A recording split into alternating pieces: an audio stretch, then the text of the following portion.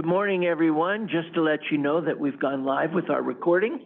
And so I know we're still chatting, we're still getting kind of settled in. Make sure you get a cup of coffee and maybe some refreshments from out in the hallway. And for anybody that's new, the restrooms are down the hallway to the right.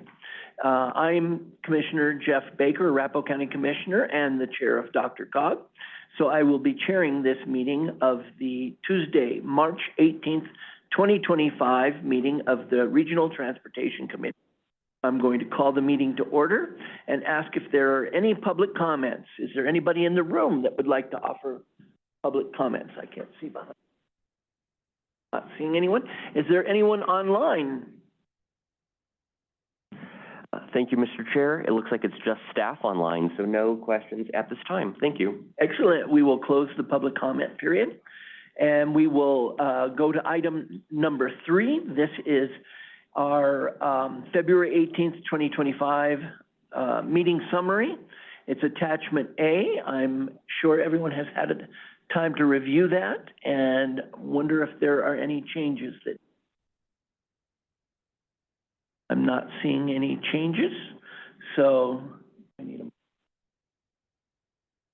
those meeting minutes will stand as approved. We've got several discussion items here this morning.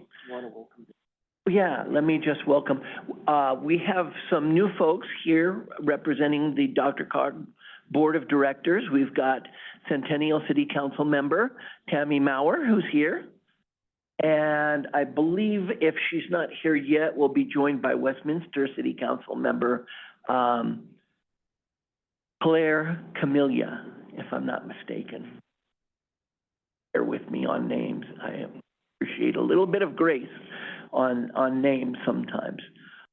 Tammy, would you like to say anything to the Regional Transportation Committee as your new member?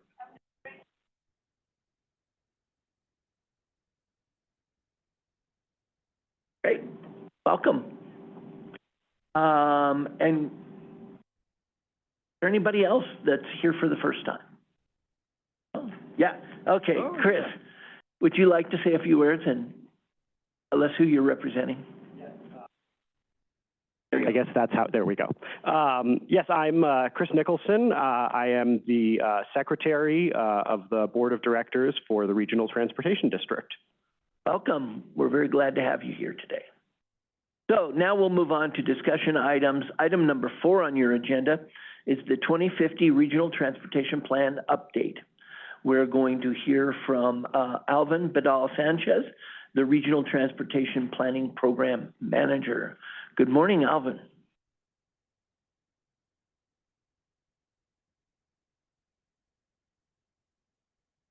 Thank you, Chair. Good morning, everyone.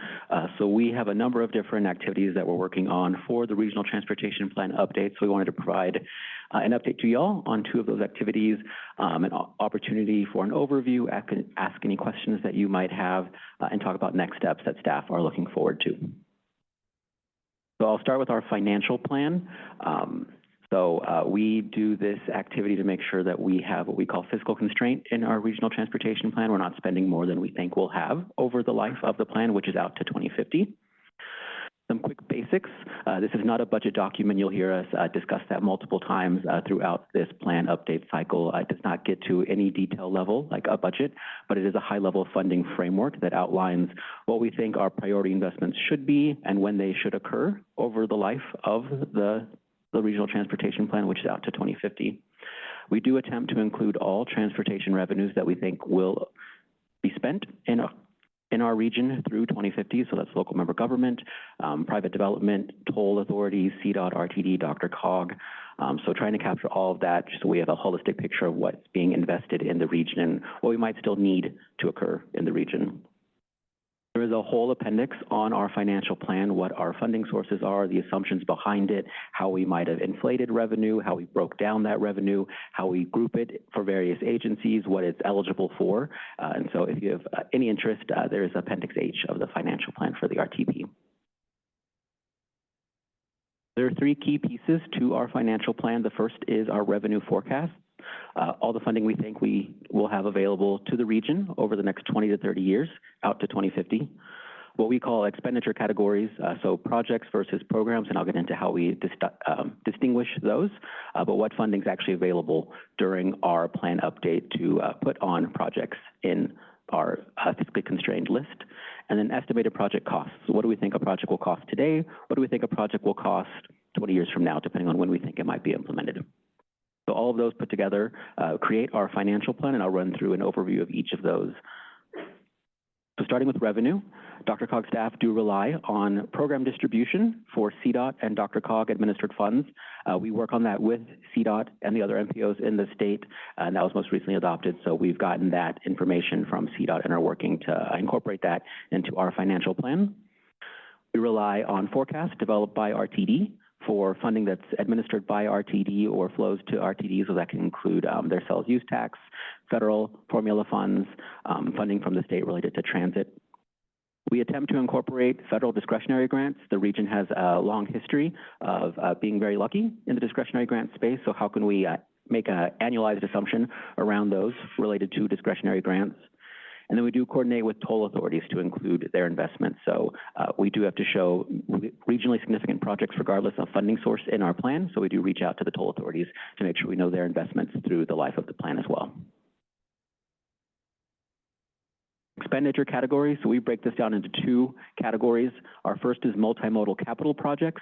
If you go to our projects database, you open up our plan, you go to our web map, that's every line and dot on the map, every row in a spreadsheet. So these are the individually listed projects in the plan. They have to include roadway capacity and transit capacity projects, but we also this last cycle included major regional vision zero, corridor planning, active transportation, and freight projects. So these are the individually listed projects that we show in the plan related to fiscal constraint that we have our call for projects for. Then we have programmatic investments. You'll hear me use various terms for that: lump sum, programs, funding allocations. These are groupings of dollars in the plan to show investments that we know will occur in the region, but we don't need to map out or show individually listed in the plan. So those could be sidewalks we know will be built in the region, rehabilitated in the region. We don't need to show a line for a sidewalk on our map or a row in our spreadsheet. Same with transit service. We don't show every bus route in the region, but we know that service is being provided, so we show that as a lump sum or programmatic investment in the plan. Then estimating project costs. So we rely on project sponsor provided cost estimates. These are planning level cost estimates. The idea behind them is that it does cover all phases to get that project to implementation and open to traffic or service. So it should cover all phases: design, constructing, right-of-way acquisition, whatever you think the project sponsors might think will it take to cost for that project. We tie that with an implementation timeline. So that's based on when we think the project will open for traffic or service. And those are tied to our staging periods that we put in the plan related to our federal air quality requirements and our state greenhouse gas emission reduction requirements. So we can't have every project opening in the first 5 years of the plan from a fiscal constraint perspective. And so how do we break those out across the life of the plan and what's feasible? And then future cost or year of expenditure, as you'll hear us phrase it. And so we know a project that costs $20 million today will not cost $20 million by 2050. How do we inflate that through the life of the plan that's reasonable, that makes sense, and keeps us in our fiscal constraint piece of our requirements from our federal partners? And so all three of these together make up how we create a project cost plan in the regional transportation plan, and then all of that gets tied with the revenue forecast, the revenue we think is available to projects, and that ultimately is how we help frame the fiscally constrained investment priorities that we include in the plan. And then shifting to a second activity that we do, this is actually one of the first actions our committees and the board will take related to the regional transportation plan. It is setting our regional roadway system. So this is fixed at the beginning of our plan update. So every 4 years, we do look at this network and set it before we start getting into any conversations about projects to include in the plan. This layer is available through our DRCOG data tool as well. So if you go under transportation system, you can turn the regional roadway system on. And so everything that pops up in color will be what we currently include on our network. Currently made up of current and future roadways, and we break those down into freeways, tollways, what we call major regional arterials and principal arterials. Our local member governments have different functional classifications that they might be using. Those aren't always a one-for-one in terms of our terminology, but these are how we break the network into these 4 categories. And this is the network we use for federal air quality conformity and state greenhouse gas emission reduction analyses. So we want to make sure that we have that network set before we go out for projects and then end up modeling to make sure that we're in compliance for both of our federal requirements and our state requirements. It is the network for eligible capacity projects in both the Regional Transportation Plan and the Transportation Improvement Program. So if a project sponsor will be interested in asking for federal dollars through the TIP, that project does need to be on the regional roadway system. And then any projects that we ask for during our calls for projects during the RTP also needs to be on our regional roadway system, assuming it is a roadway capacity or a transit capacity project. Ideally, these are the most important connecting roadways in the region, most heavily traveled roadways in the region, and the goal behind our regional roadway system is that we're targeting our limited federal funding to those most important roadways across our 10-county area. So staff have been reviewing the existing regional roadway system. We just did open a call for revisions yesterday that will run about a month, but we've been reviewing the federal aid eligibility of all roadways in our region. We want to make sure if we're showing a roadway on our regional roadway system, it is eligible for federal dollars. And if it's not, we want to make sure that we start a process to get that reclassified. We've been confirming that all Colorado state highways are on the network, and if not, proposing that they get added to the network. Checking in urban areas that all principal arterials are included, and then we have proposed an expansion in our rural areas to major collectors and above as a starting point, and then working with our local governments to vet those additions, making sure they make sense from a local member government perspective and that they're appropriate to include on our network. So like I mentioned, that call for revisions did just open yesterday. It'll run about a month, and then we'll be back before you later in the year for a recommendation to the board to set this network before we get into a call for projects solicitation in the year. So next steps, we want to continue coordinating with our regional partners related to our financial planning activities. We do still need to reach out and confirm financial forecasts from our toll authorities, making sure we've got all the information from our regional partners. We want to complete that solicitation that I mentioned. Once we do receive that submittal packet, that form, any maps that we're asking, we'll review those, evaluate those, see if it makes sense to include in our network. If we have any questions, we'll be reaching out to our local member government staff. There will be a future recommendation before this body to set the regional roadway system for this plan update cycle. And then later in the year, if we do find that there are roadways that are classified that aren't federal aid eligible, we'll work to revise those through the federal functional classification system to make sure that those are federal aid eligible. That concludes my presentation, Chair. Thank you very much. Are there any questions?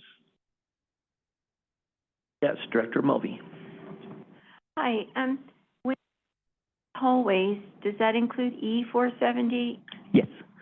Yeah, we have a regular check-in with them every 6 months, and so it timed very well earlier in the year just to see where they were with their own master plan update, and then give them a heads up that we're starting our own RTP update, and we'll be reaching out to them later in the year for their own projects to make sure we have that set. Executive Director Rex. Thank you, Mr. Chairman, very much. Thanks, Alvin.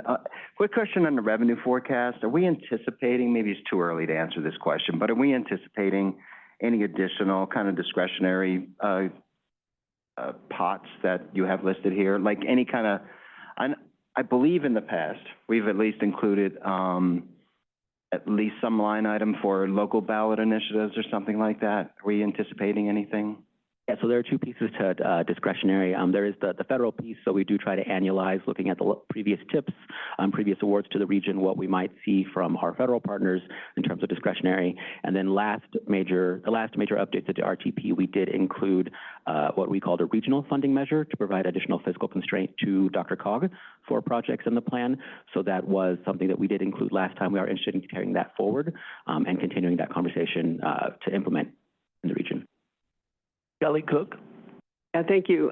Alvin, are we or how are we adjusting for what might be a shifting federal landscape for funding? How are you incorporating that? So our first step is leveraging program distribution through CDOT. This is a 20 to 30-year plan, so we do try to average that out. We recognize there will be highs and lows over the next 30 years, and so we take an annualized approach to that. It can always be a difficult conversation. We had a comment at TAC when this was presented about the inflation rates we're seeing in the region right now as well, and how we can carry that number forward for 20 years, but what might make sense for us. So we try to find a reasonable assumption that we can use both on the revenue side and the project cost side to reflect what we're seeing on the ground, but also recognize that it's a 20 to 30-year plan, so maybe we can average out or annualize some of those impacts later on. Are we getting any guidance so far from DOT, you know? Not on the financial plan piece, but I see some other hands raised. Director Papsdorf. Thank you, Mr. Chair. I can guarantee you one thing about our financial forecast over the next 30 years. It will be long. It will be high or low. Our goal is to be within some reasonable kind of range around what we project. That's the best we can do when we're looking at a long-range forecast. I think the last time we did the regional transportation plan, the Infrastructure Investment and Jobs Act had not been passed, and so we probably significantly underestimated the amount of federal resources coming into the region, particularly through the formula grant programs that fund most of the work that we all do, CDOT, RTD, and DRCOG, because that resulted in a pretty big bump up. We know that Congress has just now starting to look at reauthorization of the surface transportation portion of IIJA.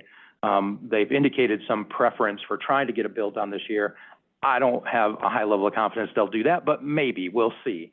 So we'll know more as those discussions go on, but I think we generally have been fairly conservative in terms of particularly the federal resources over, and we work really closely with CDOT, and I know CDOT does a lot of work in monitoring revenues as well, and thinking about, you know, the other resources that have become available. Senate Bill 260 at the state level, for instance, created a number of new enterprises that created new revenue sources. So we'll sort of look at the current state of affairs to have good situational awareness and make some reasonable assumptions looking out long. Thank you. Director Pockbus. I think Ron kind of covered most of my thoughts on there, but as far as the CDOT's long-range revenue forecast, I believe that's something that the Division of Accounting and Finance at CDOT is working on right now and should be available sometime later this spring. Any other questions or comments? Thank you very much, Alvin. Thank you. We're going to move on to our next item on our agenda, which is the 2026-2027 Unified, am I right? Unified Planning Work Program Kickoff. This is, Ron Papsdorf is going to present this, so. You have the floor, Ron.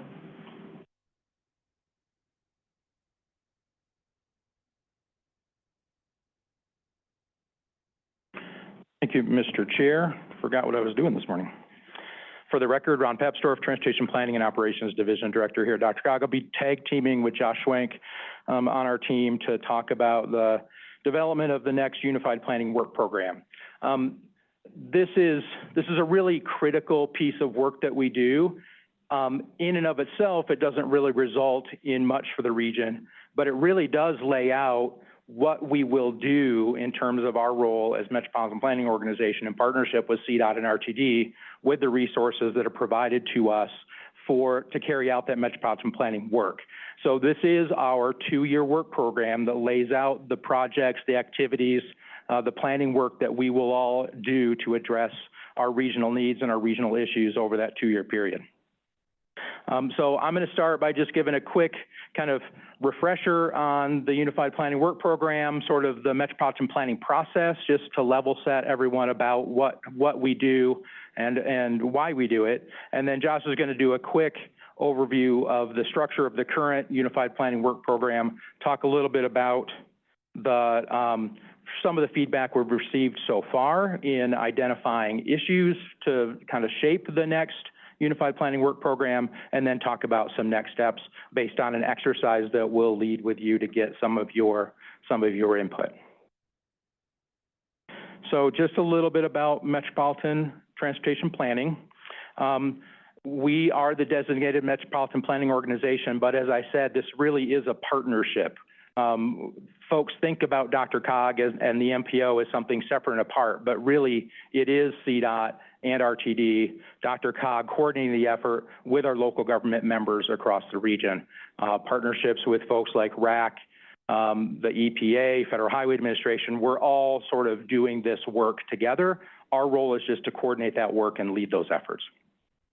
That work is laid out in federal statute and regulations that talk about the role of the MPOs in terms of carrying out this continuing cooperative and comprehensive multimodal transportation planning process for the region. There's a number of things that we have to do. We'll talk a little bit about those and the things that we do to help support the things that we have to do. Interested parties, participation, consultation are really important elements to the work that we do in informing the decisions that you all and our board of directors make together. So Metropolitan Transportation Planning under federal law really is performance-based approach in support of national goals that are established in federal statute. We have to be consistent with the development of a regional intelligent transportation system architecture. That's part of the requirement that we have to incorporate into our process. And then we do prepare a coordinated public transit, human services transportation plan under the metropolitan planning work we do. So that partnership with RTD is really important. We also are required, because of the size of our MPO, to have a congestion management process. We have one of the key functions that we provide is that long-range metropolitan transportation plan. Here we call it the regional transportation plan.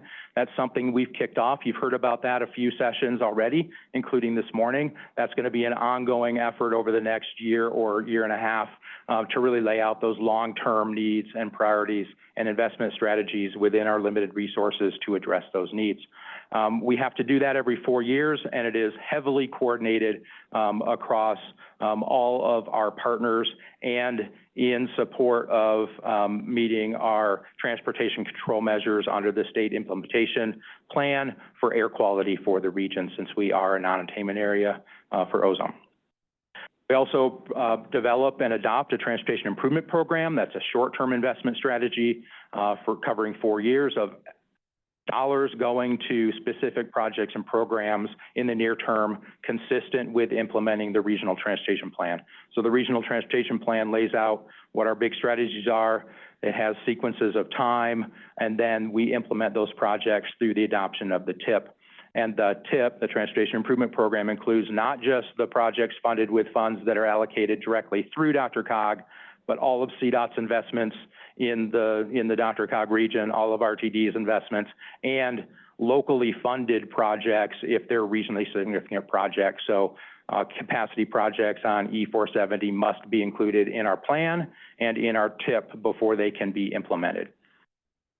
We also do every year just an annual listing of all of the projects that were obligated with federal funds as a last requirement.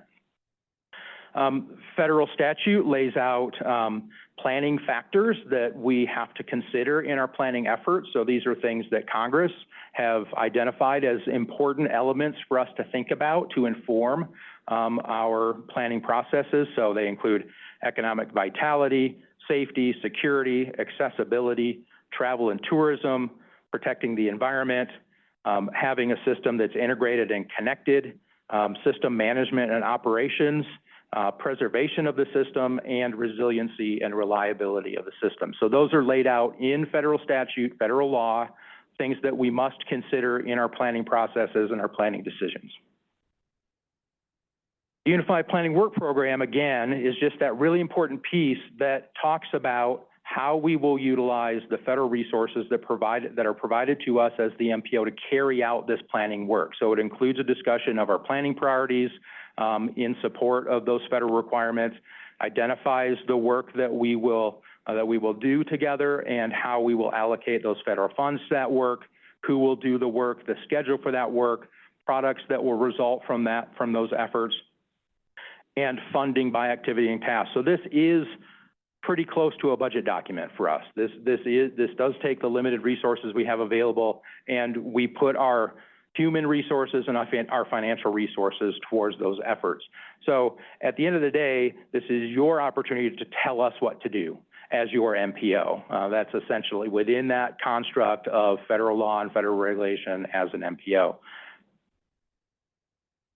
So I want to talk real briefly about some of the work that we have to do as an MPO. These are required elements of our planning process. So I mentioned really we're operating and maintaining this continuous sort of transportation planning process within the MPO area. We make sure that all of our work collectively complies with federal law and regulation. That's really important for all of you, because if we get it wrong, if we get out of compliance with those requirements, eventually the federal government can come and say, you are no longer eligible to receive and spend federal transportation dollars. And that wouldn't just affect us, that would affect RTD and CDOT and our local governments that get federal funds for projects. So it's really important that we do this work well and in compliance with federal law. We're talking about the Unified Planning Work Program. That is one of those required elements. The Regional Transportation Plan, the TIP, performance measures, you've seen those come forward every year. You see those here. Safety and asset condition were the two most recent that we talked about. And then we have a congestion management process, and we play a really important role with our partners around making sure that the region is achieving the federal air quality standards over time.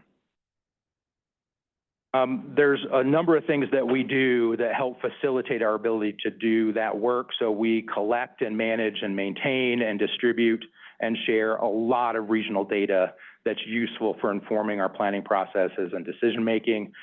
We maintain a regional land use model and travel model that we use to evaluate different choices and decisions. We provide technical assistance to our partners and our local governments to support their transportation planning work. We have a transportation operations program here at DRCOG that's really important, working with our local government members and CDOT to help make sure that the regional arterial system is operating as well as it possibly can. And then we have a really robust transportation demand management program led through our communications and marketing team through the Way to Go program. You're probably familiar with that. There are a number of continuing and upcoming efforts that we know we're going to have to do, that we're going to have to account for in the next UPWP. So we're in the process of updating the regional transportation plan. That's going to be a really big effort. We will be developing our next transportation improvement program, or at least beginning the policy discussions that will shape the next TIP covering fiscal years 29 through 32. Sometime in that next 2-year period. We continue to focus on Vision Zero and safety initiatives across the region to address those safety concerns that we all share. We will continue to work with the recipients of ongoing federal discretionary grant awards, whether they're going to CDOT or RTD or local governments, and in some cases to DRCOG. We're continuing our work on local transportation and land use best practices, particularly our housing transportation coordination plan, which right now is in the form of developing a regional housing strategy tied to sort of leveraging our transportation investments to achieve the best outcomes we can have.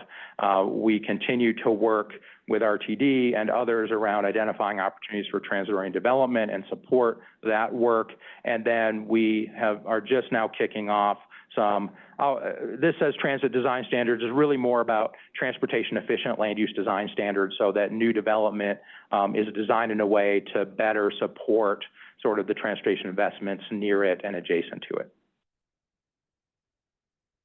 There are some kind of overarching thematic sort of issues that kind of have been shaping our thinking around how we approach our work and the work we've been doing, and probably are important to consider as we move forward into developing our next work program. So I won't go through all of these, but population employment forecasts are changing. Our population continues to age, so we think about those impacts on our transportation needs and our approaches.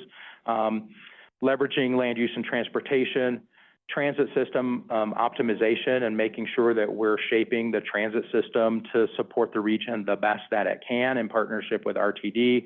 Emerging micromobility and the use of micromobility, shared scooters, shared bikes, those types of services has really grown a lot in our region and continues to grow, and we're thinking about what impacts that might have. And then lastly, funding limitations. We will never have enough resources to address all of the transportation needs we have, so the decisions we make together are really critical to optimize the outcomes that we get with those resources that we do have, knowing that there are always really hard choices and trade-offs about what we do, because if we fund this project, that means we're not funding this project.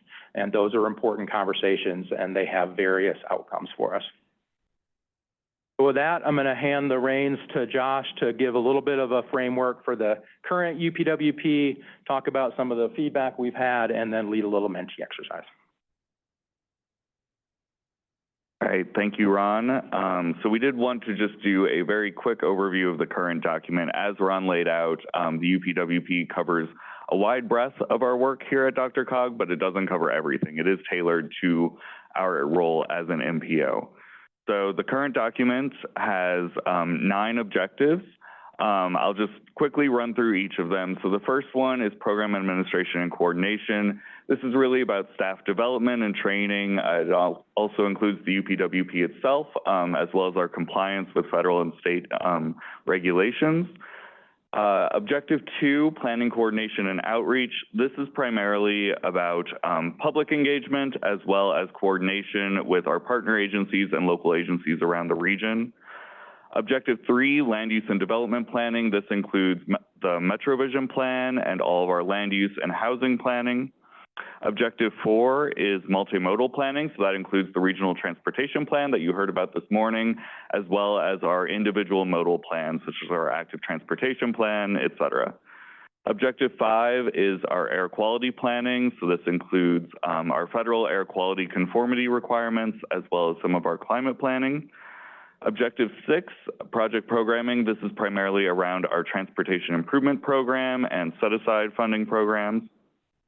Objective 7, this is around system operations, so our regional transportation operations and technology program, as well as safety, so our Vision Zero program. Objective 8 includes public transportation planning, so that includes some of the work that we do at DRCOG, as well as some of the planning work that RTD does as well. And Objective 9 is really that data work, mapping, and modeling that really goes to support all of the work in those other objectives. So I wanted to give an overview of some of the prior feedback that we've received. We did go through a Menti exercise similar to the one that you all are about to go through with both our Transportation Advisory Committee and our agency coordination team, which is made up of DRCOG, RTD, CDOT, and our federal partners. So I wanted to share what we heard from them. So we asked what some challenges facing the region are that they see over the next few years.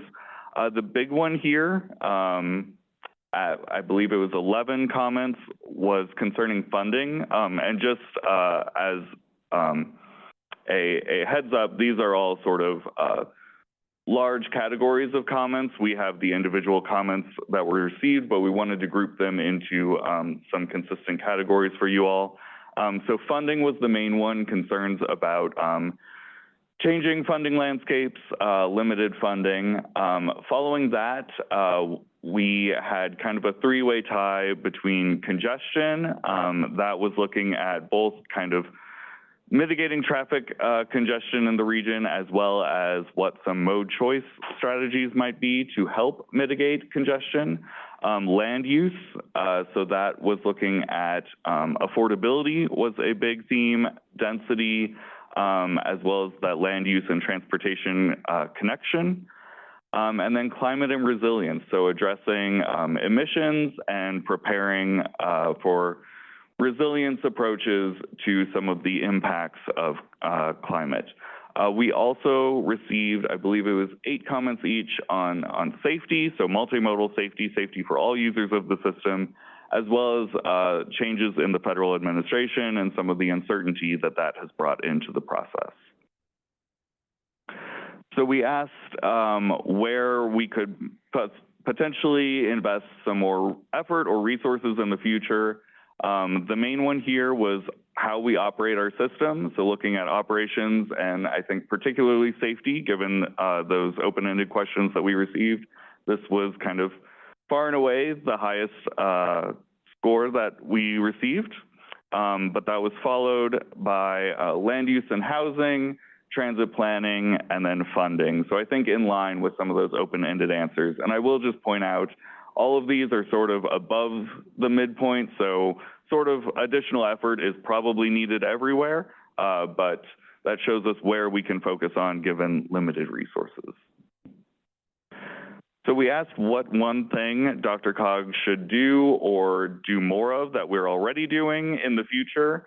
The big comment here, I believe, again, it was 11 responses, was coordination. This was a range of responses, but really looked at coordinating with local agencies, primarily on grant coordination.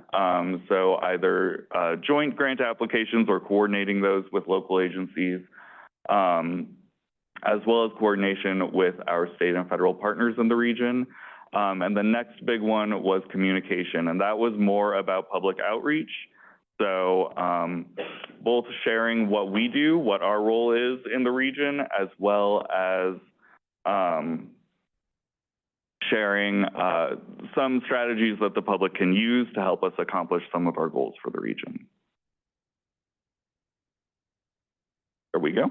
And finally, we asked what is most important for the region to address. Moving forward off of some of the issues that we had identified, the main one here, again, funding limitations. I think that is sort of a consistent concern that we've seen throughout. But we also had high scores on complete streets and multimodal safety, transportation and land use, and transit. So again, I think some common themes that we've run into throughout these various questions. So I'm getting the Menti exercise set up for you all. Give me 1 second here. But we will run through a very similar exercise, asking similar questions to those, if it works. We're taking all of this feedback back for staff review as we're developing what those future tasks that we will engage with will be. And I am so sorry, running into. While he's getting that set up, I will say that if you have your cell phone, you can go to Mentimeter, Mentimeter, and get ready. It'll bring up a page where eventually you'll enter in a code to join this particular session and be able to give your thoughts on the questions that Josh is going to ask. So if you've never used Mentimeter, it's really a fascinating way to get some ideas and poll people. And Chair Baker, I believe folks can just go to menti.com, MENTI.com. Okay. I had Mentimeter in mind, but MENTI.com too. Have to have nicknames for everything.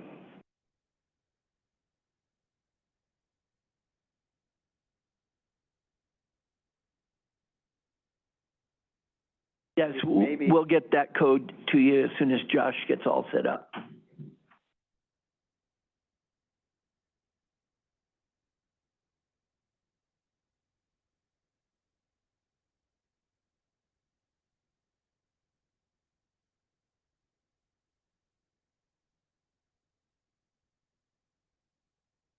That's right. Yeah, so while Josh is doing that, just to also add some context for the process we're going through to develop this next UPWP. So this first round of sort of interaction and input is really to think of it as a funnel. We're really trying to use these discussions as a way to help us identify sort of the big overarching issues we really should focus on in the next 2-year UPWP, and then we will take all of that input and brainstorm some ideas about specific project activities, initiatives that we could pursue as an MPO together. We'll bring those back, we'll have further conversations about those and prioritize those, shape those, and then ultimately lead to the next UPWP that will come through this body for approval. Thank you.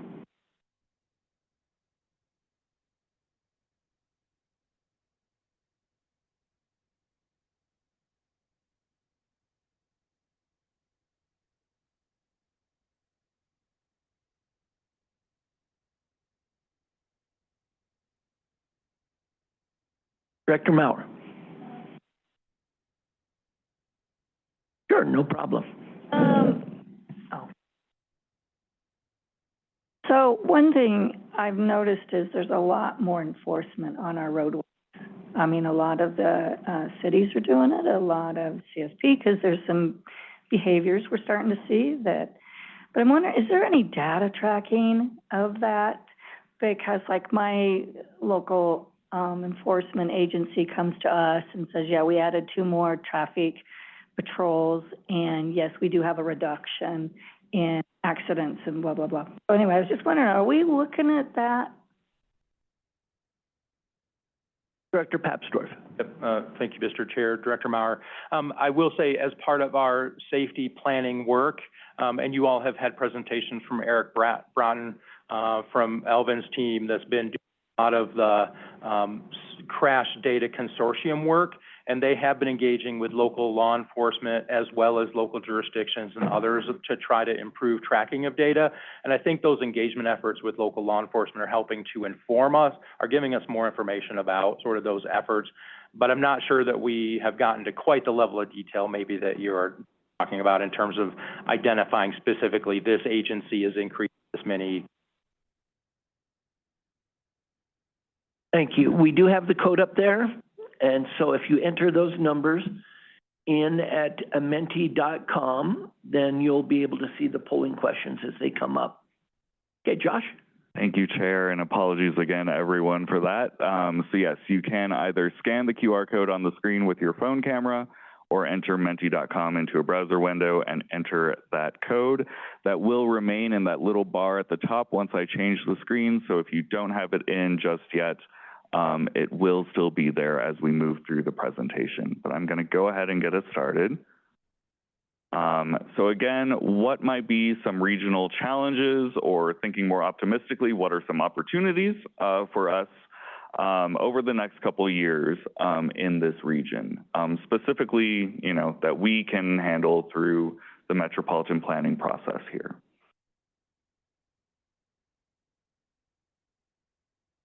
Being funding again, consistent with what we've heard before.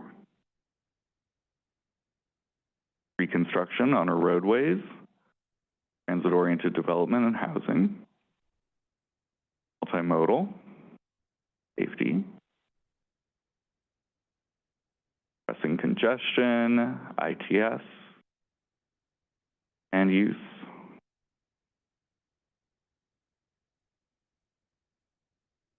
Putting some very good responses here, and I think pretty in line with what we've heard from other groups as well. And as Ron laid out, this is sort of a funneling exercise. This is to gather sort of those broad categories. We're doing this with all of our various committees as well as the board of directors tomorrow night.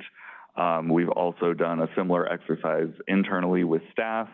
All of that is going to inform staff exercises to identify some specific tasks that we can work on over the next 2-year period.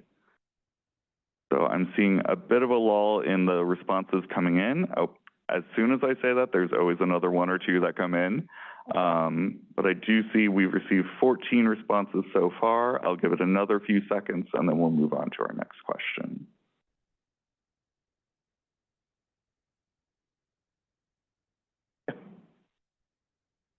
I noticed a couple people put funding in. Anyone willing to share, did they talk about funding as a sort of challenge or an opportunity? I'm curious if.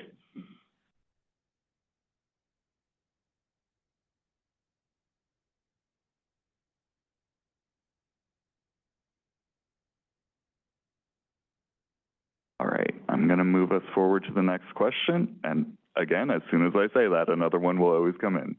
All right. So, a second to load. All of the trouble today. Uh-oh.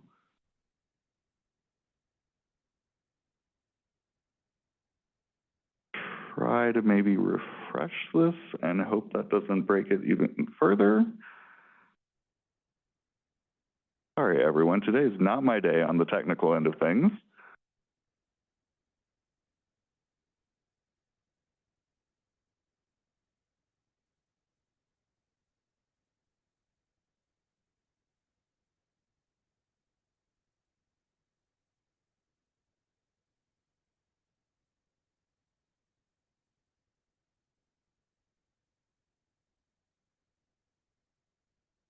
Okay. And it looks like a few of you have already been in answering this, so it's apparently working on your side better than it's working on mine. But yeah, wondering where more effort or resources could be used in the future. Each of these are based off of when I ran through the objectives in the current document. It's objectives 2 through 9, so not focusing on that program administration piece, but each of the others. So kind of that public engagement and coordination, land use and housing, modal planning, air quality, funding through our TIP and set-asides, how we operate the system and safety, transit planning, and then kind of the data and modeling end of things. As you see these responses coming in, I'll just point out the circle is kind of the average score, but you can also see sort of the range of responses that are coming in through those sort of bumps above the line. So some you'll see they're grouped together, but some, such as that last one, you can see sort of two larger peaks. So it looks like we have about 16 responses. I'll give it a few more seconds for folks to get in, but that seems to be about consistent with where we would expect to be.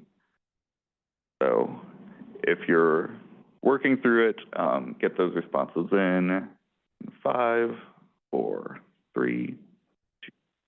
All right, forward. If it works this time.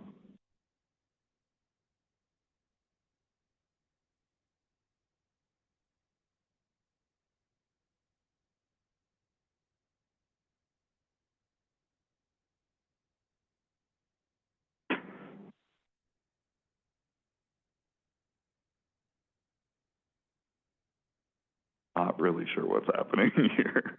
Sorry again, everyone.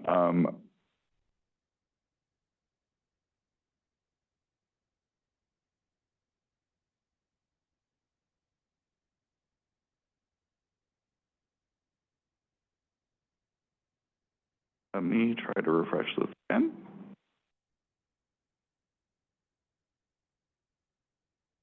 Lets me move. There we go.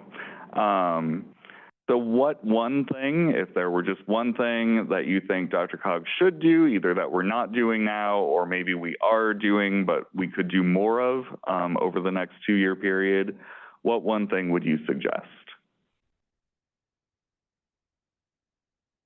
Working on state of good repair.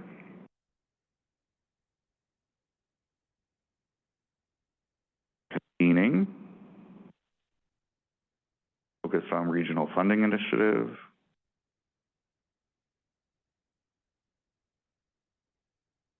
Quality of the system. Housing. Automated vehicles. Good responses here again.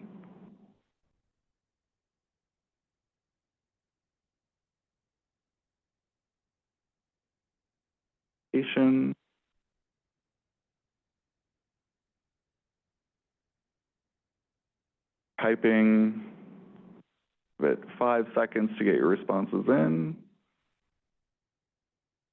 Oh, wow. Looks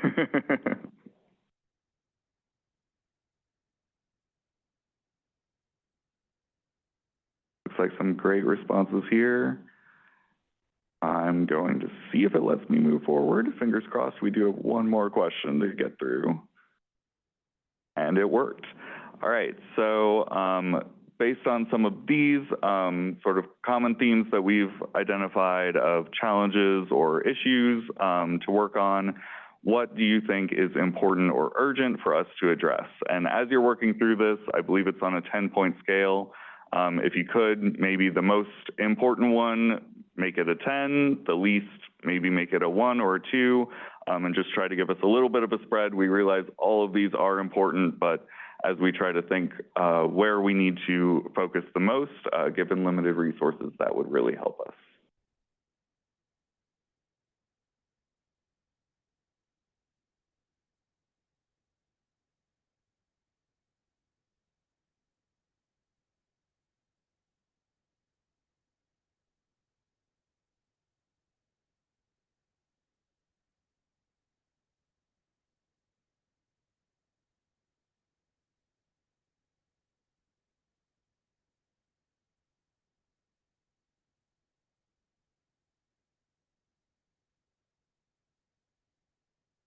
Responses coming in, like maybe funding and land use might be the two out with the highest right now.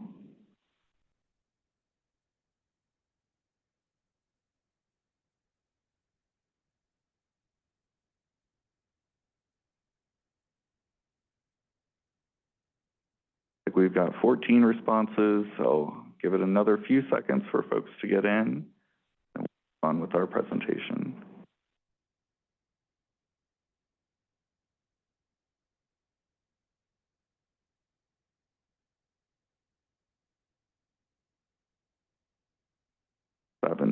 So I think that's where we were at. So thank you all for providing that feedback. We will, again, do a similar exercise with our board of directors tomorrow at their meeting, and then we will bring these responses back to staff as they put together their potential tasks and activities for the next document. So just want to quickly run through some next steps. Again, we're continuing to coordinate with you all, with our local partners, with our state and federal partners to ensure all of our requirements are being met, as well as internally with staff in multiple divisions to put together this document. We do intend to have a draft available for public comment beginning in mid-June, taking that out for about a 2-week public comment period, and then bringing it back first for a TAC recommendation at the end of July, and then bringing it back to this body and the board of directors in August for final recommendation and board action. So I believe that's all we have. Anyone have any additional questions or comments? Anything you weren't able to get in through the Menti? Comments or questions from anyone? Yes. Director Mulvey. I find it interesting to watch how the responses adjust from beginning to end. And I'm wondering if there's a relationship between watching that and maybe input, and whether or not it might be interesting to either not have that up there or track how it changes from beginning to end. It could just be people thinking about things, but it also could be a responsiveness to what people are seeing. And I wonder if that might be relevant, just swimming around in the head. That's a very good point, and Menti does have a feature to hide results until the end, so that may be something we can consider in the future so that they aren't influencing each other. Like it's almost like the election results coming in from the East Coast to the West Coast, and you know, you wonder if the West Coast votes are being influenced by the East Coast. Any other questions or concerns? Yes, Michael Guzman. So when you're doing this research and outreach, are you doing this in multiple languages as well? Typically you do, and I just want to make sure that that's happening as well, because although the leaders in this room might speak a majority of English, there are other communities where English may not be the dominant language. Last I checked, there's federal law about it, but we should be coordinating with the communities that speak non-English language. They have influence and they have an important part to play in this conversation. That's a good point. For the development of this document, since it is a bit more of an internal document, sort of shaping our work, it has been primarily just with our committees, the outreach that we've done so far, as well as internal with staff. So that has been just in English, just because it has been with those formal groups. But we can definitely, when we take it out for public comment, we can have multiple languages for the public comment materials. Yes, vitally important. Any other comments or questions? I'm not seeing any. Thank you, Ron, and thank you, Josh. Thank you. Appreciate it.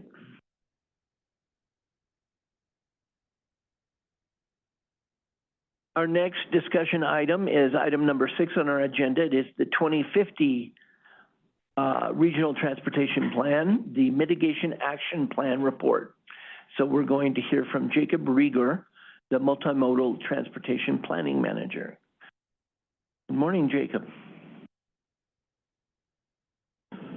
Morning, sir. Good morning, everyone. So yes, as the chair indicated, I'm here to talk about the Regional Transportation Plan, the 2025 Mitigation Action Plan annual report. For some of you, this will feel a little bit familiar, and for some of you, this will be brand new. So given that, let's start with a little bit of context. This relates to the work that we do around greenhouse gas planning at DRCOG, and it specifically relates to the transportation greenhouse gas planning rule that the Transportation Commission adopted back in December of 2021. That rule itself was based on the overall Colorado greenhouse gas pollution reduction roadmap. The Transportation Greenhouse Gas Rule deals with surface transportation, so multimodal surface transportation. The rule applies to CDOT, and it applies to all 5 metropolitan planning organizations in this state ultimately, including DRCOG. DRCOG and North Front Range MPO, because we are located in a non-attainment area for air quality for ozone, were the first 2 MPOs to which this rule applied. And then as the other smaller MPOs do work that's applicable, the rule is starting to apply to them as well. In order to comply with this rule, compliance is demonstrated at a regional level through our 2050 Regional Transportation Plan that Alvin presented on earlier this morning. It's not project specific for the most part. It's plan-based and it's regional-based. We had to initially comply by October 1st of 2022. That was written into the rule. We actually updated our, at the time, recently adopted 2050 Regional Transportation Plan in order to comply. And then each time that we make a major change to our plan, either a major amendment or as we are now, as Alvin presented in our major update process, the rule is also triggered again. We will need to demonstrate compliance again. So in order to demonstrate compliance, we had to do a lot of things, and I'm not going to talk through all of these things this morning, but I just want to make the point, we knew this coming in, that it would take a comprehensive framework of strategies in order for us to comply with the greenhouse gas rule. We knew that it wasn't just tweaking our model, changing a couple of projects and calling it a day. We knew that it would take this work, and it did, to be able for us to demonstrate compliance back in 2022. What I'm going to focus on today is the bottom of this layer cake, the mitigation measures and the mitigation action plan. But our compliance generally dealt with investments in the plan, whether they were financial programmatic investments, project-based investments. We did a lot of work with our focused transportation model to help us model some of this and capture some of these things related to greenhouse gas emissions. And we made other sort of refinements or changes or updates in order to comply with the rule.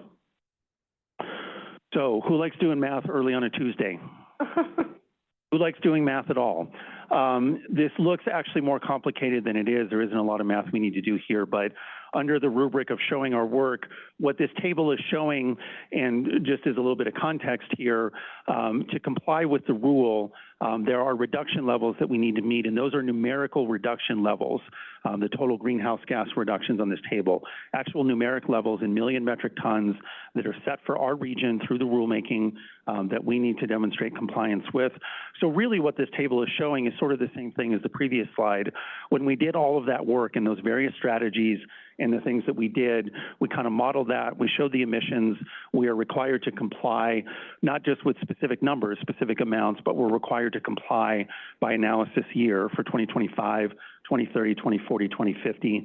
So this is really just a compliance chart showing that when we took these steps and did this work, here's the math of what it looked like on our journey to be able to comply. We compare that with the reduction level requirements from the rule, and then we demonstrate that, yes, through our work, we were able to meet or either meet or come below those reduction levels for each of the analysis years, including, by the way, the mitigation action plan, which is what I'm going to focus on for the rest of this presentation. So, about the mitigation action plan, within our framework of strategies and the various things that we did in order to comply with the rule, in the rule itself, it says if you do all this work and you make all these changes and you do these things and you're still not quite there in terms of being able to comply, which is where we found ourselves, you can create something called a mitigation action plan. And it was needed for us as a last step to close that remaining reduction level gap and help us achieve full compliance. We didn't need it for the 2025 analysis year, but we did need it for 2030, 2040, and 2050. So unsurprisingly, a mitigation action plan documents our region's approach to using something called mitigation measures, which I will explain in a moment. We report and analyze those measures at a regional level. So again, remember, all of this is at a regional scale in terms of how we're reporting and how we're complying. But the implementation of these mitigation measures, we anticipated would be in a small fraction of the region in what we call strategic and applicable geographies. And you'll see that when I talk about the mitigation measures, right? No single strategy is going to apply everywhere all the time, right? These are very targeted. They make sense at certain times in certain locations, and that's how we structured the mitigation action plan.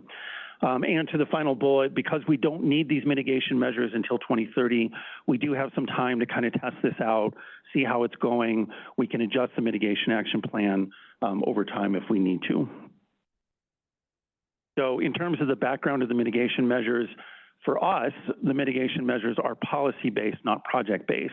And I want to make clear that in the transportation rule, the greenhouse gas rule, there were actually both kinds of measures.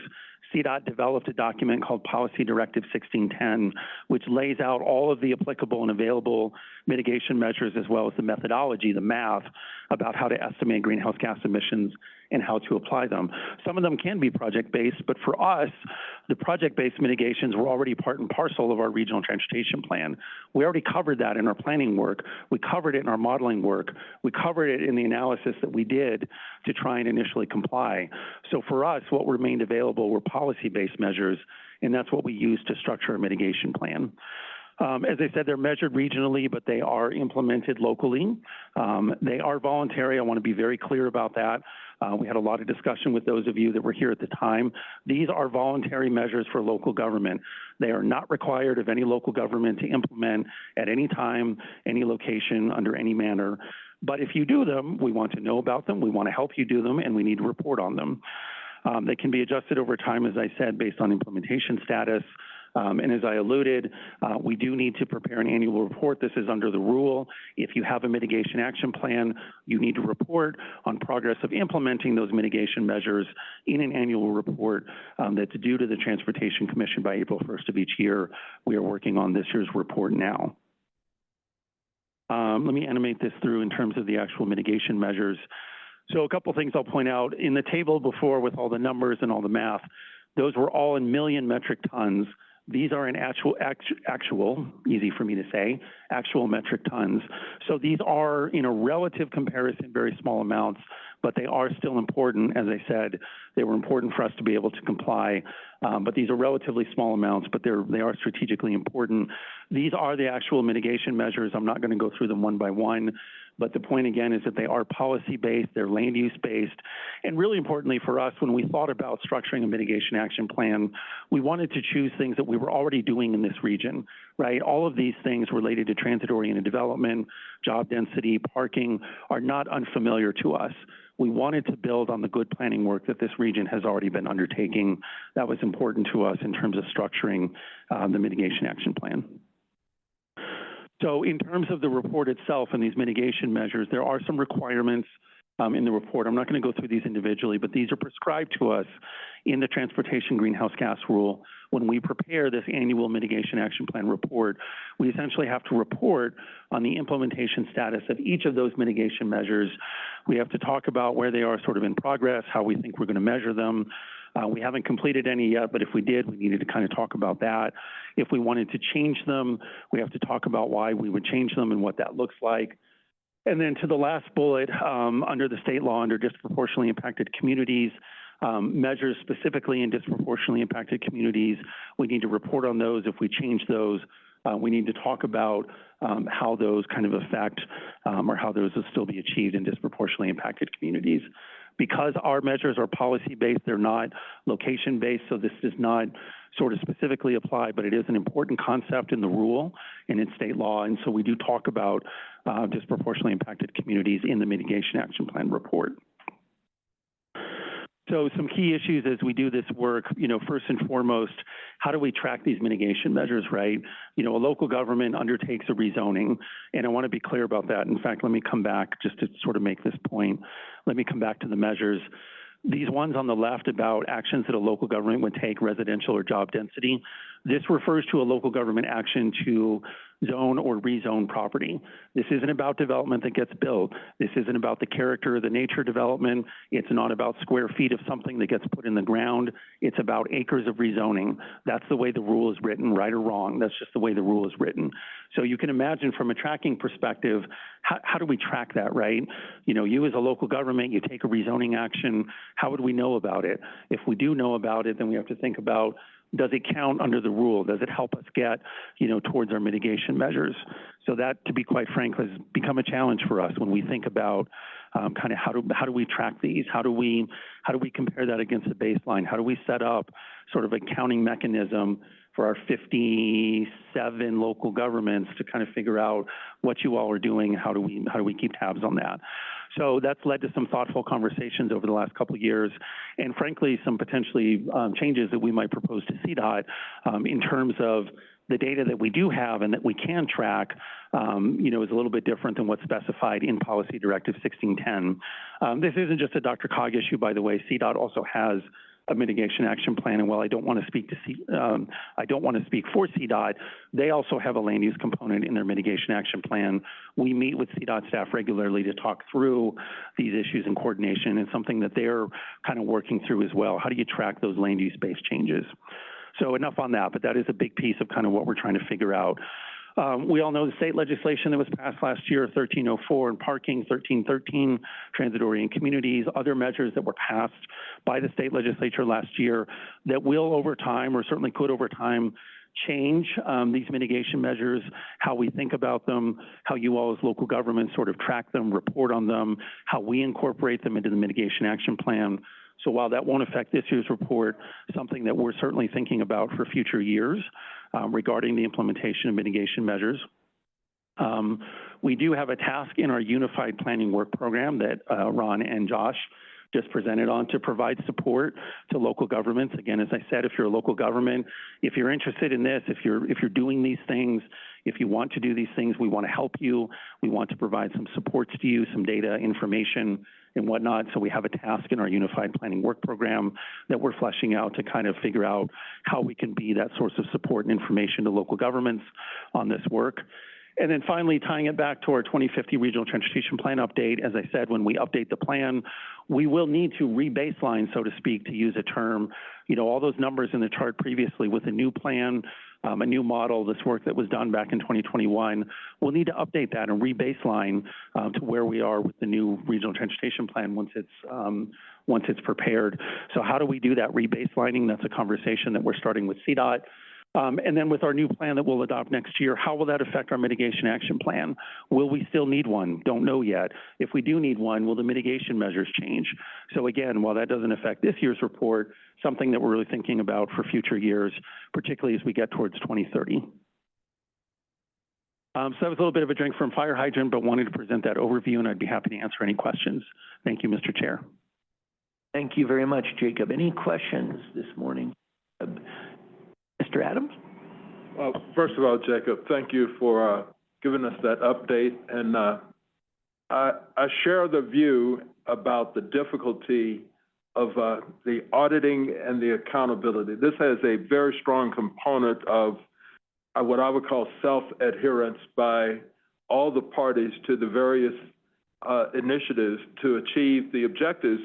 But it is going to be a real challenge for all of us, hopefully, to be able to be comfortable that our different municipalities and entities are actually doing their part in all the different initiatives, particularly since this is policy-related as opposed to project-related. So I just wanted to comment. So I totally understand and I totally share that view. Couldn't have said it better. Thank you, sir. Thank you. Any other questions or comments? Yeah, so two questions primarily.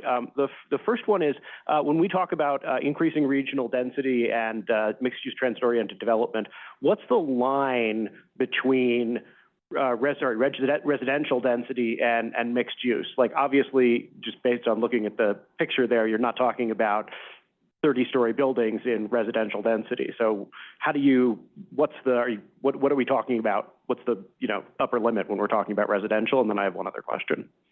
Yeah, sure. Thank you very much. So I admit I don't remember the specific numbers, but in our mitigation action plan, and we have the existing sort of mitigation action plan in our annual reports, this is obviously a simplified slide, as you alluded to, but each of these has specific sort of targets and standards behind them in terms of density, number of units per acre, on the parking side. I mean, these all are triggered by numbers and kind of thresholds that, again, are defined through the rule, defined through CDOT's Policy Directive 1610, and kind of spell out what are those density thresholds for each of those, and those are what we're trying to track to. Got it. So second question, I'm going to piggyback on what Mr. Adams said.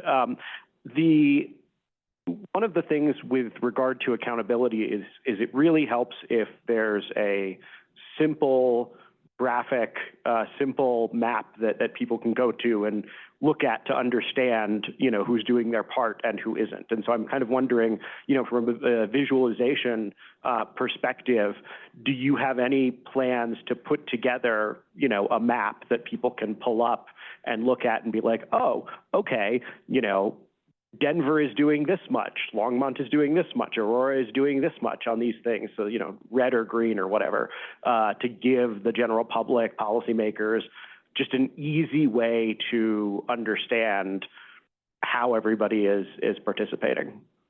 Yeah, it's an interesting question. I think the way I'd answer is to say this, probably not, but for a specific reason. Because these measures are reported on regionally and because these are not parceled out by jurisdiction, so it's not like, to pick on, say, City of Denver, which is, 20% or so of our total population. It's not like Denver has to do 20% of these thresholds, right? It's not set up that way.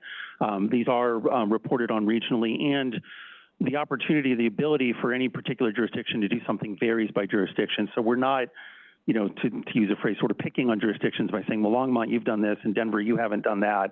It's not so much that, but over time, as we start getting this information and we start sort of building up, and we started doing this, I will give Broomfield as an example, who updated their parking standards a year or two ago, and we actually did an analysis for Broomfield and kind of looked at their parking standards from the perspective of rule compliance and actually did a sort of analysis, a little white paper to demonstrate how it did or did not comply.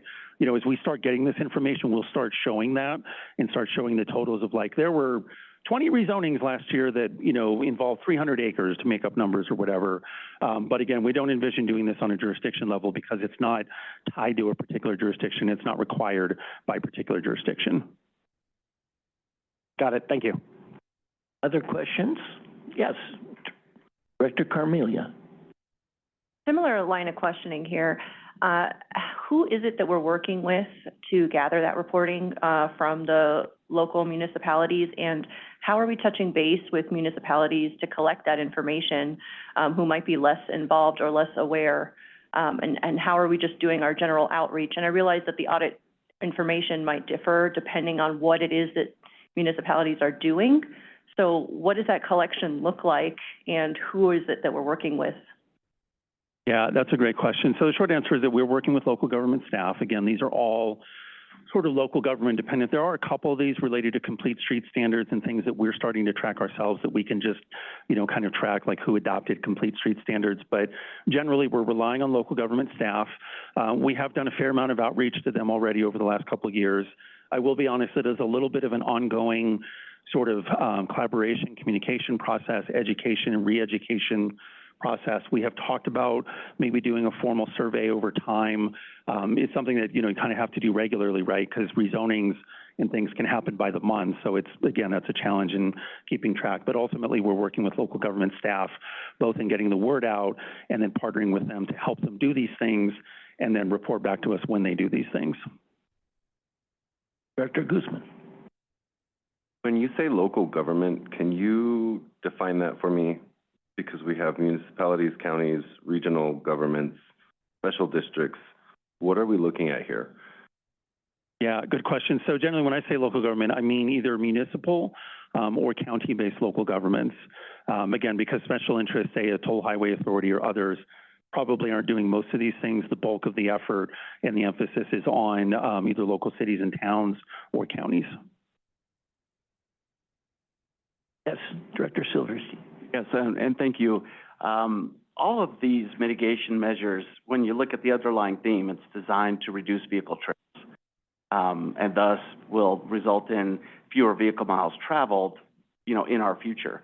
So has a link been made to these projections that, you know, taking credit for these kinds of activities and locking them into your future VMT projections that go in the long-range plans and the TIPs, or is that a connection that will be made at another time? Yeah, it's a good question. Let me start an answer and then maybe invite others to kind of chime in if I miss something. I think the short answer is that if you look at Policy Directive 1610, and it is very complicated, there's a lot of math. CDOT actually hired a consultant when this was originally put together to work on the methodology. Again, the things that you're not seeing behind this slide, that sort of how do you calculate the relationship between activities like these actual mitigation measures, the greenhouse gas emission reductions on a per unit or a per sort of something basis, the VMT, as you suggest, and the other factors that influence what's driving these measures. So there's a lot of math and a lot of formulas behind it. So I think the answer there, Director Silverstein, is that yes, there is that link, but again, it's on a sort of per measure basis. When we do our regional planning work and we run the regional travel model, that's just more for the entire region. So we're not going to like parcel out, well, there were 20 rezonings, and so we're going to take away 200 million VMT, like whatever, right? We're not going to do it that way per se, but over time we will account for these things in like our land use forecasts, in our modeling and whatnot. So it does work its way into it, but it's sort of connected but parallel, a little bit different scale of efforts, if that makes sense. Any other questions, comments? As Shelley could. A follow-up on that. Do we, the mitigation impacts are quantified by model, correct? Do we have a way, or going forward, will we have a way to calibrate that to actual results? Do we sample the air or something? I'm just not familiar with that piece of things. Yeah, are there any easier questions? The bottom line, and when we were putting this work together, your question harkens back to the most asked question that I got when we were originally preparing this work back in 2022. Well, how do you measure this stuff, and how do you know if you're on track? The short answer is that all of this is a future-based forecasting model exercise. You know, you can't easily measure greenhouse gas emissions on the ground in this way. We estimate it through our modeling, through some of the tools available with our modeling, but the rule is based and our modeling compliances, the rule is based, the greenhouse gas rule is based, and our compliance is based on model forecasts. So over time, like for these mitigation measures, we can track or try to track if these things are actually happening, the acreage that's involved in using the formulas in Policy Directive 1610 to kind of figure out, well, did we get to 40,116 metric tons, right? But it's not so easy to sort of actually model in real time, well, what were the greenhouse gas emission reductions of doing this thing or not doing that thing? Does that make sense? Yeah, it does. Thank you. Yes, Ron. Just to amplify a little bit, because it is such an important issue and important concept for everyone to understand that, and it doesn't just relate to CO2 equivalent emissions. It's precursors to ozone, right? It's volatile organic compounds. All of those things can sample the air and measure at any given time, but they vary over time. Those concentrations vary over time. And where the sources of those various components in the air, we estimate, right? We can't measure exactly how much of VOCs are coming from the operations of motor vehicles on the roadway system. We estimate those. We think we're pretty good at estimating, but they're estimates, right? They're models. But there's hundreds, thousands of sources of all of carbon emissions and VOC emissions, right? All the precursors to ozone, like all of that stuff, we have to model and make assumptions. We have good confidence in our models, but there are errors in them. At best, these are reasonable estimates. So tracking the precise impact of any one of these measures on overall carbon emissions over time, I'd say is challenging at best. Any other questions? Yes, Chris.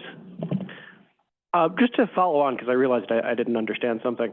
When you said we don't track these things locally or at the municipal level, you were talking about the GHG emissions, or you were talking about things like increasing, residential density or eliminating parking minimums?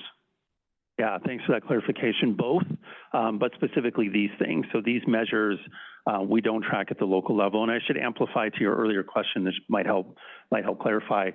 When we put this together, we had to make some assumptions, right? So like acreage, right? I mean, these are all metric tons, but they're tied to acreage. And we had to make some assumptions around, how much residential density increases, could happen in the region above and beyond, by the way, what was already assumed in our forecast for our plan. That's the other point I should make. All of this work was above and beyond what was already assumed in our plan that was adopted at the time. So our GIS team did some analysis looking at acreage around the region. Is it undeveloped? Is it undeveloped? Does it have the potential for redevelopment? Open space, schools, cemeteries, all those sorts of things, right? So we did a geographic analysis, and we did produce a map that showed the potential for the applicability of these measures across the region, some assumptions, and we were really conservative around how much activity of these things could take place, being reasonable around how much acreage could be rezoned for XYZ, right, in order to build the mitigation action plan. But we were not and will not tell a local government to say, you local government, we think you have 70 acres that you can increase job density. That's what we're expecting in the mitigation action plan. We are not going to do that because we don't know that. We can't do that. We wouldn't want to do that. What we can say is across the region, here are the levels of activity that we think could occur over time to help us fulfill the mitigation action plan. Does that help? Yeah, a little bit. Just a quick follow-up. So I guess what I'm curious about is it sounds like you do have the data to track how municipalities are increasing density and eliminating parking minimums. It certainly sounds like you guys are getting that information. And am I misunderstanding that that's something that DRCOG does track or doesn't track? That's what I'm trying to understand here. Yeah, we have not historically tracked that. So let me come back to this slide. It turns out you'd think something like rezoning would be something that would be easy to track. And it turns out actually it's pretty hard to track. It's not something that we're naturally set up to be able to track. And again, with 57 local governments, every single local government would have to report to us. And again, these are actions that could take place on a monthly, if not even more regular basis. So imagine this sort of bean counting of 57 reports coming in at least every, right? Like that, it's not something we've historically tracked, and we're finding that it's actually pretty difficult to set up to track. It turns out, Director Nicholson, it would actually be easier for us to track development that goes in the ground. It would actually be easier for us to track what gets built rather than what gets rezoned. And that's the point here about potential changes to Policy Directive 1610. It would actually be easier for us to track development, but that's not the way the mitigation measure is set up. It's set up based on the number of acres rezoned. And so we're doing our best to try and figure this out, but no, it has not come naturally or easily for us. We're trying to figure out how to do it. Director Mulvey. The last two comments and answers make me think about those mitigation measures, if we could go back to that slide. Why would there not be one entry on that slide for retaining open space and no development? Rezoning for open space, rezoning for preservation. Just another thing swimming in my head. Yeah, no, it's a fair question. I think the short flippant answer, and I don't mean to be flippant, is because that's not a defined mitigation measure under the rule. So we can't use that or track that. But to your larger point, I think we are sort of trying to account for that. I mean, most of these are based on sort of land use activity and how we grow. And we know that how we grow and how we develop influences how we travel. And so that's ultimately what we're trying to get at here. But yeah, we don't have a specific mechanism under the rule to track those things. And I think the hard part there, even if we could, would be how do those influence or not influence greenhouse gas emissions? So we picked these, sort of these were what were available to us, but we picked them because these are ones where we can at least try to draw that more direct through line, even though they are hard to measure. But your point is well taken, and I think ultimately we do try to get at some of those things in terms of open space and where growth is and what growth looks like. Michael, If I may comment back, I don't consider it flippant because it's a big policy issue that perhaps might be addressed at another level. So thank you. Michael Guzman and then Dr. Adams. Director Mulvey, I appreciate you asking that question because in my head I've been thinking, where's the closed loop on this cycle? And the carbon capture or the cleaning of the air is also part of what should be a mitigation standard. So if CDOT's open and willing to receive that information, it looks by your website you are, might try to work with somebody to suggest that that be included in these mitigation standards because it is missing from the report. Director Pakbaz and then Director Adams. Thank you, Director Guzman. So the Policy Directive 1610 is a Transportation Commission policy. There is the ability through the rules in the policy to suggest further mitigation measures, as noted on the greenhouse gas section of the CDOT website. And so anyone can suggest that, and it'll be put forward in consideration by staff and then further by the commission as a formal mitigation measure that both CDOT and our MPO partners can use. Director Adams. I just want to echo Mr.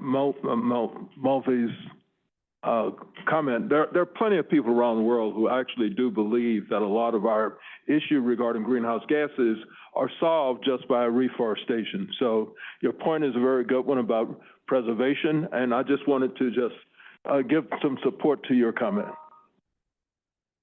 Yeah, and I guess one final thing I should say to help address your good question, Director Mulvey, is that remember this rule and this work is based on surface transportation greenhouse gas emissions, right? But as I said at the beginning, it flowed from the overall greenhouse gas pollution reduction roadmap. I think I got that right. And the pollution reduction roadmap that was passed back in 21, I believe, was all encompassing in terms of different sectors. So when we talk about open space, when we talk about carbon sequestration, all those sorts of strategies, there is a potential as well, even if it doesn't quite fit here, and maybe it does, maybe it doesn't, but there are other sort of sectors and other aspects of the state's overall pollution reduction roadmap where there might be an opportunity to look at some of those more land use based or different kinds of natural resource based strategies too. Any other questions? Yep, Chris. I just noticed, it just struck me, increasing transit is not on that slide. I mean, there's mixed use development, and I'm wondering if, running more buses, building more where is that on this? It's in our plan, actually. It's in our plan. It's directly in our plan. So I'll confess, I don't remember the Policy Directive 1610 strategies around transit. I think there are a few. But again, the challenge for us, Director Nicholson and everyone, is that to get to this point, it was sort of like we did everything else. We need that last little bit to close the gap, last little gap. What else is available to us? There are other mitigation measures that are project-based or service-based, like transit and other things that are in Policy Directive 1610. We accounted for those in the plan. That was a philosophical thing for us. When you talk about things of like, well, add transit service or do this particular thing as part of a project, well, we already assume that in our plan. We assume that in our model. We assume that in our analysis. And so this is, again, even above and beyond those types of things that are already in our plan and already in our analysis, even to get to this point. Got it. Thank you. All right. Thank you very much for this robust discussion. Thank you. All right. I think we're going to try to move on here to our administrative items and member comment. First up is Colorado Department of Transportation, Director Pakbaz. Thank you, Mr. Chair. With your permission, I would like, if Director Commissioner Adams has any comments first, Sure. and then I will follow up with anything.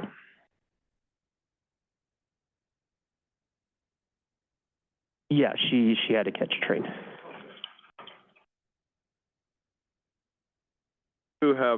We do have our CDOT Transportation Commission meeting tomorrow and Thursday. We have a very, very big agenda in terms of its content. We're going to spend some time tomorrow and Thursday with a joint group from CDOT and some other parties that are working with us on Senate Bill 184. And the intent of that is, as you may recall, we were all charged with developing a joint service update for our rail, transit rail. And so we're going to get an update on the report that was submitted. Then we have Green Valley is going to come and deliver their plan for their transportation report. And then we have to approve the budget for CDOT. That budget is going to come in at about $2.2 billion. And if you add the projects that didn't get completed, it'll be about 3.1. We're going to spend some time, Derek's going to talk about the statewide plan. And then one thing that I'm going to mention, and this will be the last thing, is I'm excited about something we're going to hear about called the Safe Routes to School. And it is an initiative that is funded, but it is a very exciting program that we're going to do. And I failed to mention this one other thing. You know, you might have heard about the role that some CDOT employees played in stopping, a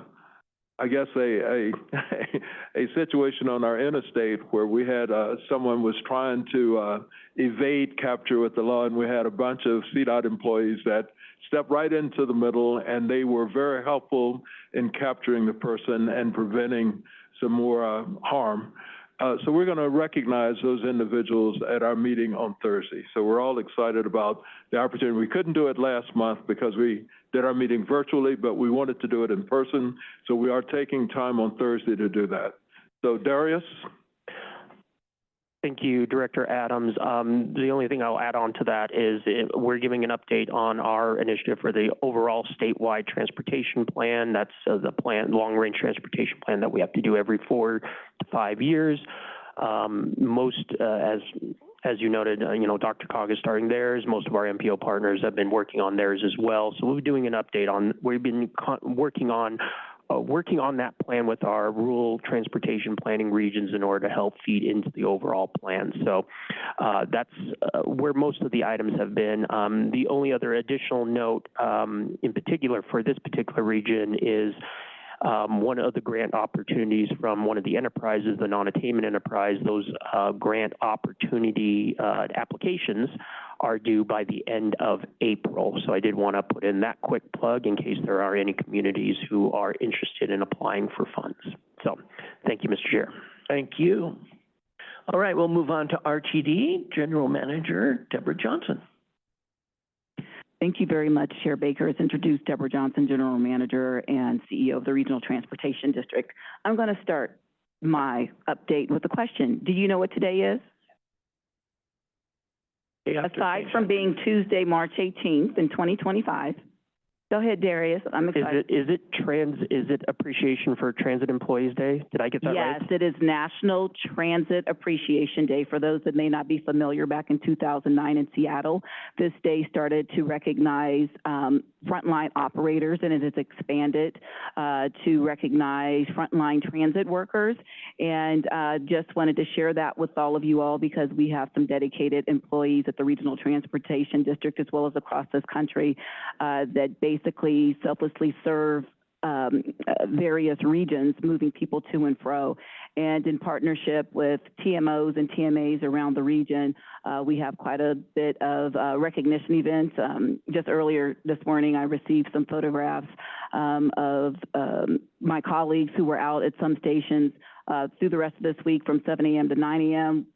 We'll be out Civic Center, Federal, Center Station, I-25 and Broadway. We were there this morning, Central Park, Station, Wagon Road Park and Ride Lot, Littleton Downtown Station, US 36, and Sheridan. Additionally, what I'd like to share this week for those that are basketball fans and follow the NCAA, you're quite aware that on Thursday and Saturday will be the first round of March Madness at Ball Arena. RTD can get you there utilizing our transit app. People don't have to figure out what bus route or rail line they'd like to take. All you have to do is type in the destination as March Madness, and you will get specific instructions. We saw great success with that about 2 years ago when we hosted, well, not that we hosted, but Taylor Swift basically made her way into the Mile High City and had several dates, and that coincided with the homestead between the Rockies and the Yankees. And we saw a very large surge in ridership, and we actually introduced that feature that a couple of my colleagues around the country have basically taken up themselves and have leveraged that going forward. Additionally, I'd like to share next week, we are launching, or we've already launched, it's 2 of my colleagues that work in the Office of Civil Rights, specifically in the American with Disabilities Act office, are hosting a session. They're calling it Gathering with Gabe and Gisa because those are their first names. And it'll be a community listening session that'll be held at the Center for People with Disabilities on March 26th in Boulder. And it's from 10 a.m. to 11:30 a.m. And the whole notion behind that is just to give that customer segment an opportunity to engage and share vital input so we can be more inclusive in our service delivery options. Additionally, keeping in line with the Civil Rights Act, or Civil Rights, I should say, because ADA was in 1990, but the Civil Rights Act of 1964, specifically Title VI, as required for the Federal Transit Administration, we provide triennial updates to the program. RTD has launched its engagement process relative to Title VI, enhancements relative to our policies that basically commenced in early January.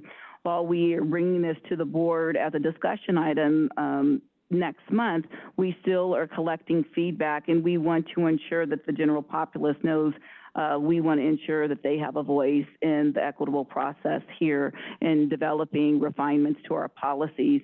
And there's a dedicated web page, and we're taking comments through April.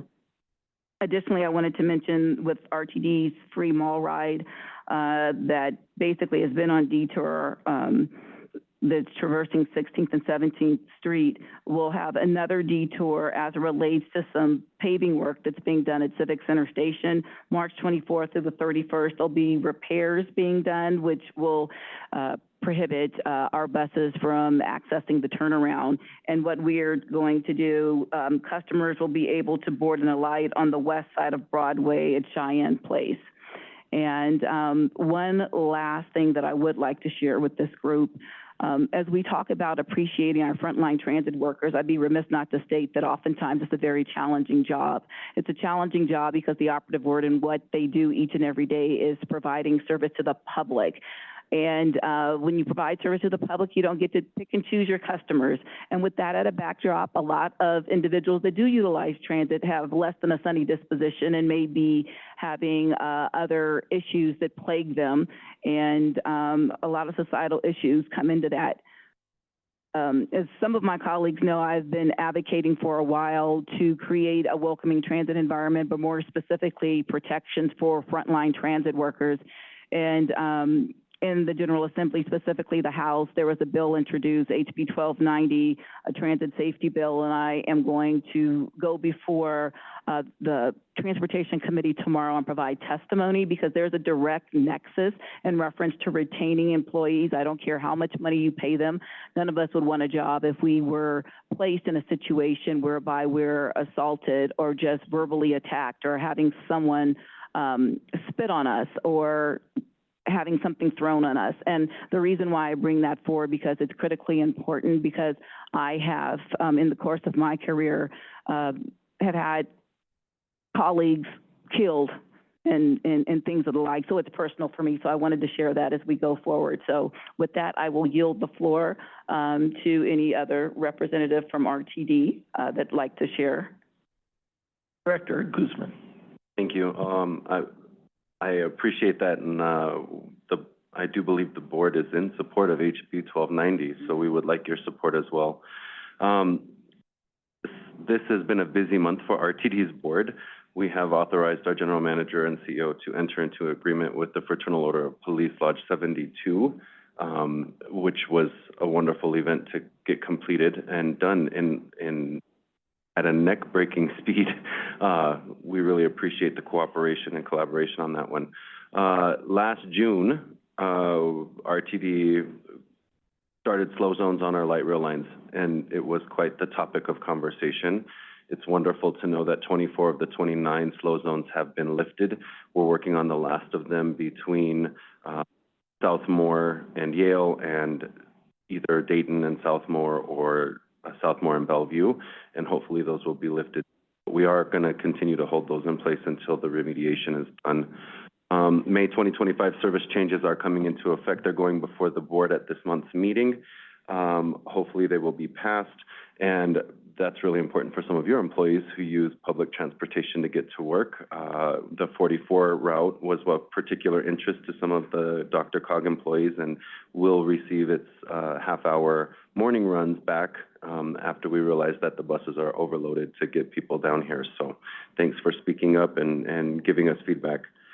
We are looking forward to welcoming and getting to meet for the first time our new Deputy CEO, Mr. Angel Peña, and sure that he will come and say hello at some point, but we're excited about that. Oh, since I have regional partners here, anybody who likes to read books or knows anybody in your library systems, because libraries are important, because reading is fundamental. Denver Public Libraries worked with RTD to set up a introverted book reading club, so to speak. We jumped on the A line and we read books from Denver Union Station out to the airport, and this is an event that I fell in love with. So any regional partners that might have libraries along the way, Boulder, Aurora, anybody who would want to help partner with that, please reach out and let us know so we can work on that. I love reading on the trains. I love reading books on the train specifically, since I'm known for it. So just want to put that invitation out there, and I'm happy to read a book on a train any old time. Thanks. Thank you. Director Banker? Thank you very much. You probably all know there's been quite a bit of progress being made on Northwest Rail and Front Range Passenger Rail. Hopefully, many of you have been to some of the presentations that they've made. It looks as though the joint agreement, if it's going to happen, hopefully will come before our board sometime this summer. And it would be, if we could move forward on that project that's been waiting for a long time. So stay tuned. Hopefully we'll have some good news. Thank you. Anyone else? Oh, Chris. Thank you. Just a very quick item that I think is important and kind of cool. On Monday of last week, we rolled out the first scannable paper tickets that RTD has ever had. So previously, if you got a ticket, we had no idea where you used it, what you did with it, anything like that.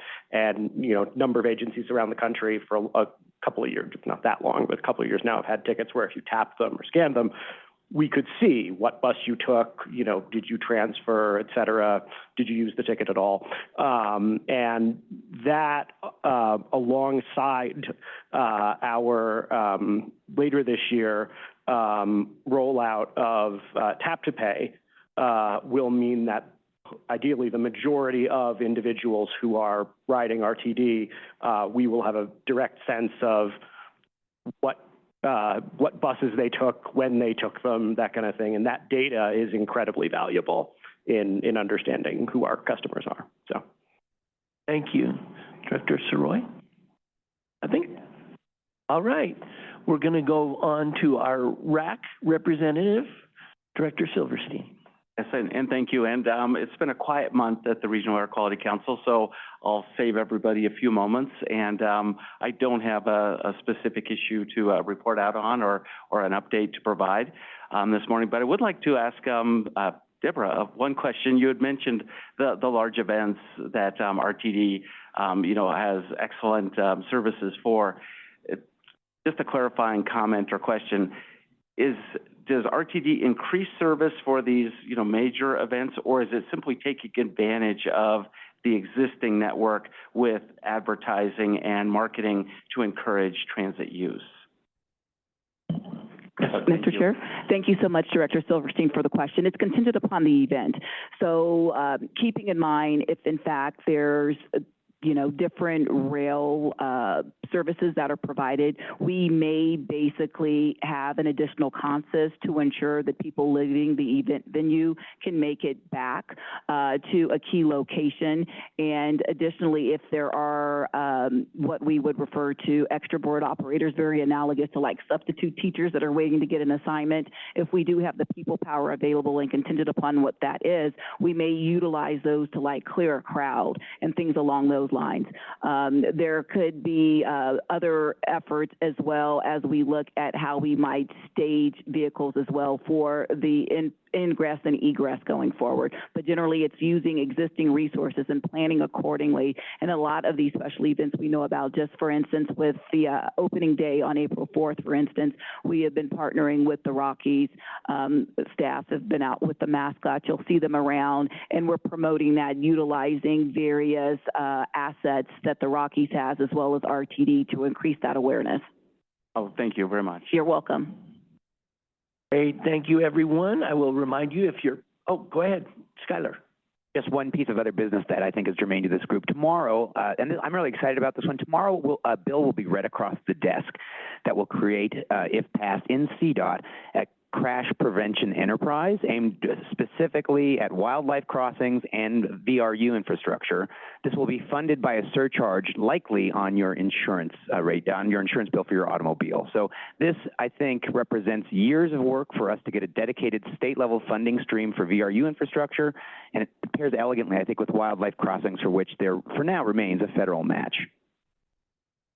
That is great. Thank you very much for offering that. I did not know about that, so. Yeah, sometimes that's a strategy. Thank you. Our next meeting is April 15th. If you're parked down in the parking garage, please see my friend Cam here for your get out of jail free ticket. And I guess I should have said our next meeting is tax day, right? Isn't it? Yeah. So, everyone, please be safe until our next meeting. We're adjourned.